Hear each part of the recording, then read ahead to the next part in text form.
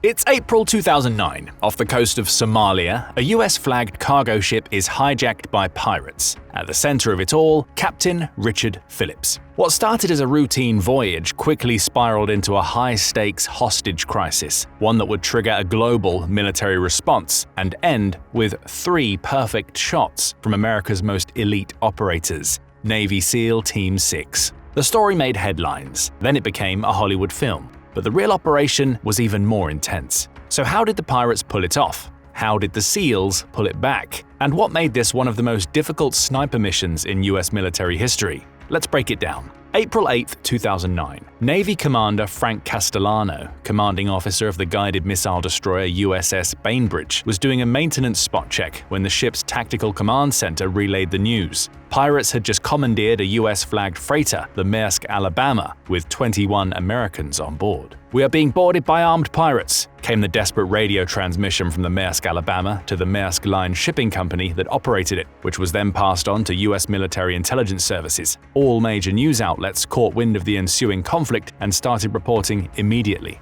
The initial report suggested that 4 armed Somali pirates seized the 18,700-ton cargo ship carrying food aid to Kenya. The pirates, using small skiffs launched from a larger mothership, approached the massive vessel with surprising speed. Dramatic satellite phone calls between the ship and the company's headquarters revealed the crew's terror as the pirates armed with AK-47s stormed the vessel. Maritime security experts interviewed by the BBC noted this was the first hijacking of an American-flagged vessel in the region in over 200 years. What the pirates didn't anticipate was the crew's resourcefulness. According to first-hand accounts published in Phillips' memoir, A Captain's Duty, most crew members had hidden in the engine room, following their anti-piracy protocols from Union training schools. While the crew also received weapons training, maritime law forbids civilian ships from carrying automatic weaponry, which likely limited the crew's response to small arms or having no guns at all. The ship's engineers transferred the steering and propulsion controls away from the helm and into the engine room, but the bulk of the crew had hidden. This meant that despite the pirates nominally taking control of the ship, it was pretty much useless for their purposes. And the crew had yet another trick up its sleeve. When the 4 pirates initially boarded the ship, one of the crew members volunteered to take what turned out to be the leader to the engine room, likely under the pretense that it was where the controls were. The crew that remained in the engine room managed to overpower and even injure the pirate, leading to a sort of stalemate. However, this brief advantage was short-lived. The 3 remaining pirates held Phillips and a few other crew members as captives of their own. Furthermore, the rest of the crew was technically confined within the engine room, far from any supplies and exposed to sweltering heat. As the rest of the crew realized that their captor was the leader, the situation became more dire. Recognizing that the pirates wouldn't let go of the ship as easily and were likely going to turn even more desperate and aggressive if their escape route was gone, Phillips needed to make a split decision to preserve as many lives as possible. To that end, he organized a hostage swap, trying to give the pirates their leader back in return for his and his crew's safety. But the pirates reneged on the deal at the last moment. When the pirate leader was released, the remaining pirates transferred Phillips to a covered lifeboat and took around $30,000 in cash that was in the ship's supplies at the time. The Somali pirates had a habit of trying to ransom out key ship personnel, and Phillips was likely considered an excellent target. The 28-foot lifeboat drifted into the Indian Ocean with 4 pirates and 1 American captain on board. What followed was a tense 5-day standoff that dominated international headlines. By the time the 2 crews tried and failed to exchange hostages, the USS Bainbridge was already well on its way to the scene and trying to establish radio contact. Pentagon footage released months later showed the tiny orange lifeboat bobbing in the vast ocean, surrounded by increasingly powerful American naval assets. The pirates, who would have likely wanted to ransom out Phillips for a tidy amount of cash, realized the extent of trouble they were in as the negotiators from the Bainbridge tuned into the ship's communications. The pirates took one of the walkie-talkies from the ship when they deboarded, requesting safe passage to Somalia in return for Phillips' life. Additionally, the pirates demanded a ransom of $2 million, adding insult to injury.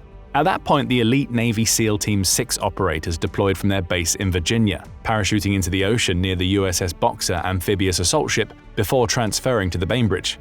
Military analysts describe this as an extraordinary deployment of America's premier counterterrorism unit. Rear Admiral Terry McKnight reported that the pirates had no idea what kind of response they had triggered. McKnight suggested that Castellano specifically requested the Navy SEALs to be the primary responders for the operation, likely due to his previous experience trailing SEAL operations and the fact that the USS Bainbridge didn't have any snipers on board at the time. Captain Phillips later described the harrowing conditions inside the cramped lifeboat in interviews and his subsequent book. Temperatures soared above 100 degrees in the enclosed space. The pirates grew increasingly agitated and unpredictable as days passed. According to Phillips, the leader had gotten a deep cut during boarding or during his altercation with the rest of the crew when he was taken hostage. In the cramped and moist conditions on the lifeboat, the wound had become infected badly. You could smell it, Phillips later reported. The ongoing failed negotiations with the US Navy, the increasingly dire conditions in the ship, and the leader's deteriorating health all led to a significant decline in morale from the Somali pirates. However, that made them all the more dangerous, sleep-deprived and dehydrated, as the lifeboat didn't carry many rations or survival tools. The communications between the pirates and the USS Bainbridge grew increasingly erratic. The US Navy cut off the pirates' escape route, forcing them to stay away from shore and zigzagging between moving to Somalia and the approaching destroyer. Phillips tried to make the most of the situation, launching a desperate escape attempt by jumping overboard, but was recaptured. Footage from Navy surveillance showed brief glimpses of this attempt, with multiple men overboard at one point trying to wrest control over Phillips, while one seemingly fired his rifle into the ocean. As Phillips later told the media, "I just wanted to make it harder for them, to change the equation." Navy SEAL snipers set up observation positions on the Bainbridge's fantail. According to military journalist Sean Naylor's detailed account in Relentless Strike, the SEALs maintained constant observation through high-powered optics, studying pirate movements and establishing firing solutions. Former SEAL Team 6 commander Richard Marchenko suggested that what these men were preparing to do represented perhaps the most difficult shooting scenario imaginable. The mission parameters, later confirmed in congressional testimony by Admiral William McRaven, were extraordinarily difficult. They could be summed up in 4 points that significantly increased the complexity and stakes involved. The SEALs had to fire from a moving ship, the Bainbridge. Their target was another moving vessel on rolling seas, which was also a relatively small target by itself. They needed to eliminate all 3 pirates simultaneously, otherwise surviving pirates could execute Phillips if they saw that they had no other options remaining. Captain Phillips himself could not be harmed during the operation. Pentagon officials later confirmed that then-President Barack Obama had authorized the use of deadly force if Phillips's life had appeared in imminent danger, which directly prompted the SEALs to monitor the situation more closely. On April 12th, as darkness fell, the pirates made 2 critical mistakes. First, the leader's wound became severe enough that he needed medical attention and requested to board the USS Bainbridge to receive it. Secondly, the lifeboat had completely run out of fuel. By April 11th, it was adrift, unable to reach its intended destination of Somalia. Desperate, the 3 remaining pirates agreed to let the destroyer tow them, and the USS Bainbridge put out a line. This brought the lifeboat within 100 feet of the destroyer, optimal range for the SEAL snipers. Thermal imaging footage revealed the critical moment. 2 pirates exposed themselves at the rear hatch, while the third could be seen through a window, pointing his AK-47 at Captain Phillips's back. The USS Bainbridge commander radioed that Captain Phillips's life was in imminent danger, authorizing the SEALs to take their shots. In an astonishing display of marksmanship, 3 SEAL snipers fired simultaneously from the ship's fantail. Despite both vessels moving on ocean swells in darkness, each shot found its mark with surgical precision. 3 pirates were eliminated with perfect headshots in the same instant.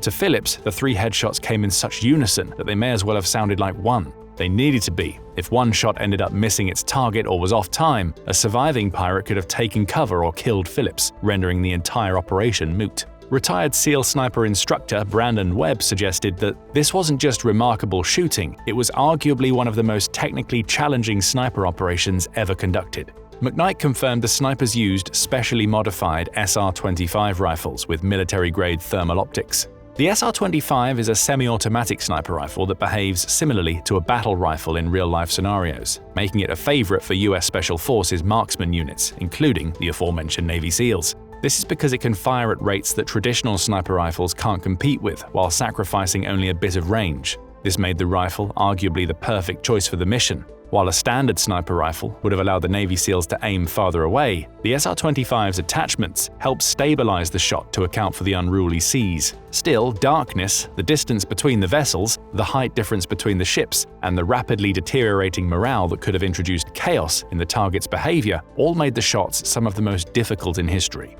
and all 3 of the SEALs made those shots, proving the value of US military training when it truly mattered. Within minutes of the shots, the SEALs fast roped down onto the lifeboat, confirming all threats were eliminated and Captain Phillips was safe. Footage showed Phillips being transported to the USS Bainbridge for medical evaluation, appearing thin but walking under his own power. Pentagon spokesperson Jeff Morrell told the reporters, "This was a textbook operation executed with precision, skill, and incredible discipline." The operation showcased American special operations at their finest, patient when necessary, devastatingly decisive when required. It demonstrated how elite training, cutting-edge technology, and sheer human skill combine in the most critical moments. This rescue operation wasn't just a military victory, it became emblematic of America's commitment to protecting its citizens and commercial interests worldwide. The 2013 film Captain Phillips, starring Tom Hanks, brought this incredible story to worldwide audiences, winning critical acclaim and 6 Academy Award nominations. Vice Admiral William McRaven, who would later oversee the raid on Osama bin Laden's compound, testified before Congress saying that the Captain Phillips rescue demonstrated everything we train for: patience, precision, and decisive action when required. For Navy SEALs, the operation represents their ethos in action: precision under pressure, overwhelming capability when unleashed, and absolute commitment to the mission. Those 3 perfect shots in rolling seas from one moving vessel to another stand as a testament to the extraordinary capabilities of America's Special Operations Forces. But how do the Navy SEALs differ from regular US troops? In short, traditional US military training turns civilians into soldiers. Navy SEAL training then turns those soldiers into elite, mission-specific weapons. The differences start piling up from the duration and intensity of training onward. Basic training or boot camp for the Army, Navy, Air Force, or Marines lasts between 7 and 13 weeks, depending on the branch. In the Navy in particular, where the SEALs are sourced from, basic training was recently updated to 9 weeks as of January 2025. Meanwhile, the Air Force's basic military training now runs for approximately 7.5 weeks. The main goal of basic training is to bring most people up to standard. The troops get physically stronger and learn discipline, weapon handling, basic tactics, and how to operate in a unit. There's a mental toughness component, but traditional troops are not expected to lead high-risk missions alone or behind enemy lines. The washout rate for basic training is only 10 to 15%, indicating that most recruits become part of the US Armed Forces, even if it might take them a second try to do so. For soldiers who want to become SEALs, this is just the start. After Navy basic training, they face 3 more phases of intense preparation: pre-BUDS conditioning, BUDS basic underwater demolition SEAL training, and SQT SEAL qualification training. Together, these stages take up approximately 56 weeks of grueling physical and mental conditioning, preparing recruits for the high-stakes demands of SEAL missions. The BUDS training regime is considered among the toughest among any branch of the US military, with not so much as a focus but providing an extreme dive into pretty much every aspect of warfare, narrowing it to its essentials, emphasizing teamwork amongst the soldiers. This could be exemplified by the sheer difference in the scale at which these troops need to operate. For the traditional branches of the US military, we can distill the technical skills required to a specific niche. The infantry needs to teach weapons handling, troop cohesion, and land tactics. Artillery requires ballistic calculations, firing procedures, gun maintenance, and advanced communications. The Navy requires intimate knowledge of naval systems. The SEALs essentially combine all of these and include more, such as advanced weapons training from pistols to crew-served weapons, close-quarters battle tactics, military freefall parachuting, combat diving and underwater operations, demolitions and breaching, tactical ground mobility, field medicine, and even intelligence collection. The grueling SEAL training contains one of the most infamous regimes, called Hell Week. It's conducted relatively early during the BUDS training to prevent the Navy from investing too many resources into soldiers who would prove unsuitable for the role. Hell Week consists of 5.5 days of cold, wet, brutally difficult operational training on fewer than 4 hours of sleep. Ultimately, it tests physical endurance, mental toughness, pain and cold tolerance, teamwork, attitude, and the ability to perform under high physical and mental stress combined with constant sleep deprivation. But above all, it tests determination and desire. On average, only 25% of SEAL candidates make it through Hell Week. While the training for a Navy SEAL might be considered nominally over after the 3 core stages – pre-BUDS, BUDS, and SEAL qualification training, those 56 weeks are really just the beginning. Recruits then move on to another 18 months of pre-deployment and specialized training. All told, it's nearly 2 full years before a SEAL is considered fully mission-ready. You see, conventional military training follows common tactics the US has relied on for decades – structured, repeatable, and streamlined. But the Navy SEALs aren't trained for the conventional. They're the elite of the elite, called in for missions that defy expectations and demand adaptability. And with such a broad spectrum of operations in their future, rote training alone just doesn't cut it. Then you have to take into account that warfare has changed radically since the start of the 21st century. Technology has become more powerful than ever and has formed the backbone of pretty much any aspect of world militaries.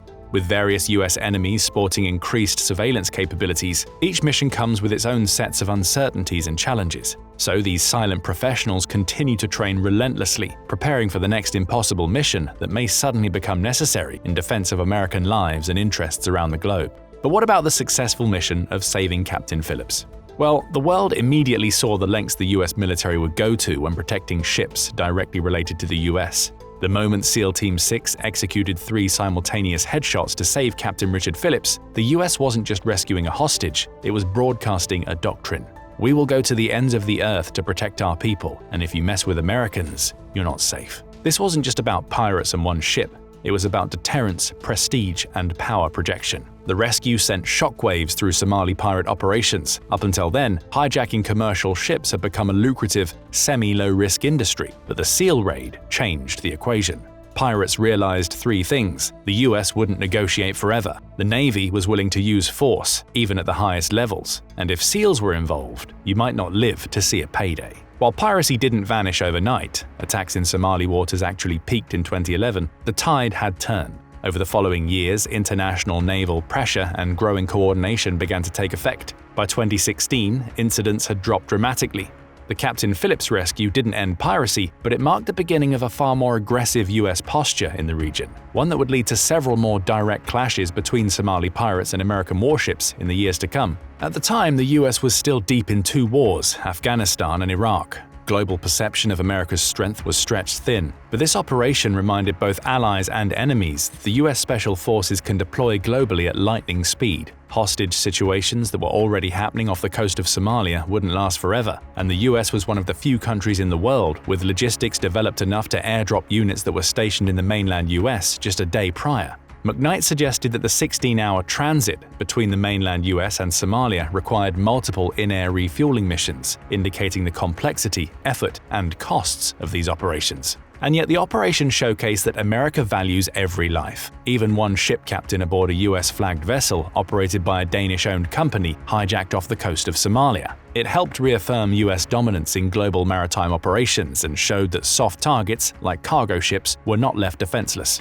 Furthermore, the operation became a study in precision ops and rules of engagement for piracy, which helped evaluate it to cult status. It validated the investment in SEAL Team 6, prompting the US government to push for even more military funding and provide the Special Missions Command with more autonomy. The Captain Phillips operation wasn't just a dramatic rescue. It was a global announcement that America would go further, faster, and harder than most nations, even for a single hostage. It redefined what the US military was willing to do and what its enemies had to start fearing. This sentiment would ring true now more than ever, with the world devolving into multiple larger-scale conflicts and with the rapid militarization of China and the degradation of West-East relations. In the more recent, multipolar world order, the US might need to once again leverage its elite troops to showcase its combat preparedness, just in case lessons from 2009 were forgotten. Thank you for watching, and leave your comments on what you'd like to see next below. Now go check out how SEAL Team 6 obliterated Somali pirates, or click this other video instead.